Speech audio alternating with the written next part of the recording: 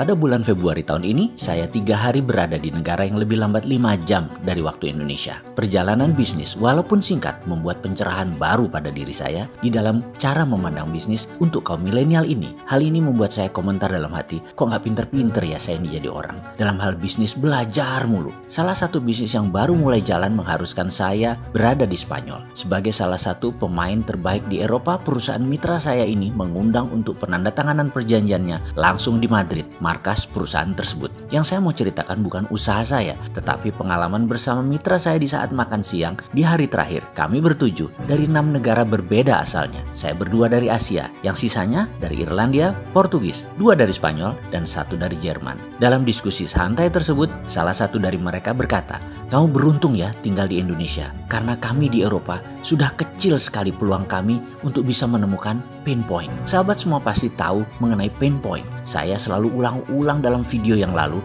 kemampuan melihat pain atau titik derita ini pada sebuah masalah dan menemukan solusinya, itu adalah peluang bisnis yang luar biasa besarnya. Kita review sebentar tentang pain point. Misalnya, macetnya Jakarta dan masalah distribusi barang sehingga melahirkan industri yang namanya GoFood, GoShop dari Gojek, GrabFood, dan lain sebagainya adalah kemampuan mereka melihat pain point. Itu pelajaran singkat mengenai pain point ini. Catatan penting, semakin besar masalah yang diselesaikan atau terobosan untuk mempermudah hidup, akan semakin besar profit atau keuntungan menyertainya juga. Juga semua ini besar nilainya untuk bisnis Anda. Seperti Apple Incorporated lakukan dengan iPhone yang menggabungkan telepon dengan semua aplikasi adalah solusi memindahkan semua tools ke tangan. Membuat Apple Incorporated sekarang nilainya $1.000 billion market capitalization-nya. Ini sama dengan 50 kali APBN Indonesia yang 2.000 triliun rupiah. Juga kalau dibandingkan BUMN Indonesia, Apple itu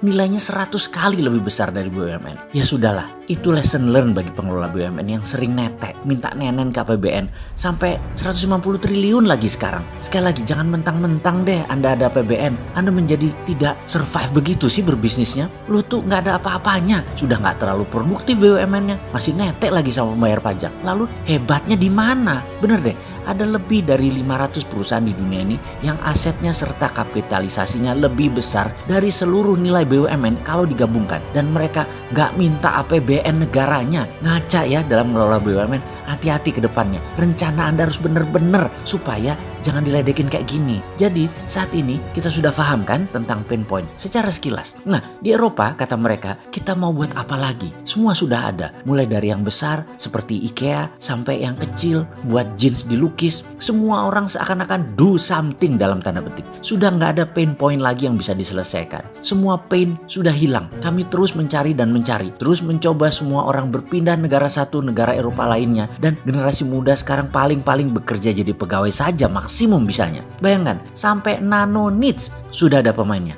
Apa itu nano niche? Misalnya mereka menganalisa di dunia ini ternyata setiap 10.000 orang ada 1 orang yang kalau berdiri di depan umum atau berbicara di banyak orang lebih dari 2 orang saja tangannya berkeringat. Kejadian ini tentunya membuat tidak nyaman dirinya dan orang di depannya. Lalu pain point itu menjadi peluang bisnis. Diciptakanlah comfort ball yang dibuat dari bahan kain penyerap keringat yang sangat lembut dan wangi, sehingga mereka yang memiliki masalah tangan berkeringat tadi bisa menjadi nyaman dengan memegang comfort ball tadi. Itulah nano niche. Bayangkan, 1 orang dari 10.000 saja yang memerlukannya, tetapi pain point tetap peluang besar dan ini disolve, ini diselesaikan solusinya. Lalu setiap orang mulai mencari-cari nano niche lainnya dan dibuatkan problem solvernya, sehingga kami dipaksa terus-menerus menciptakan sesuatu yang makin kecil pasarnya, atau kami hanya bisa jadi pegawai biasa saja. Semua pasar itu ada pemainnya, semua sisi ada yang memenuhi kebutuhannya. Sungguh menjadi pegawai semua menjadi rutinitas dan jadi pegawai tidak menyenangkan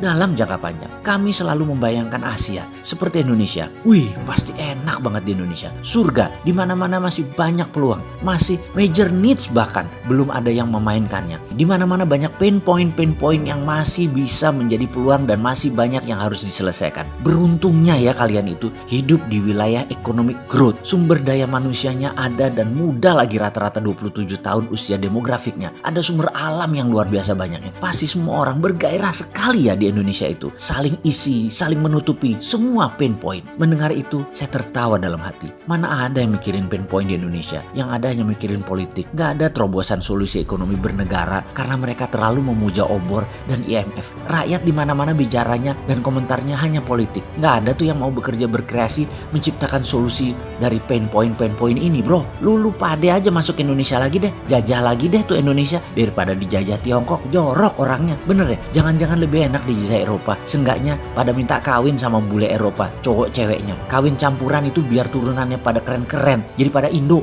Asli saya cynical banget komentar dalam hati tersebut. Karena kok di Indonesia gak ngelihat apa yang mereka lihat ya.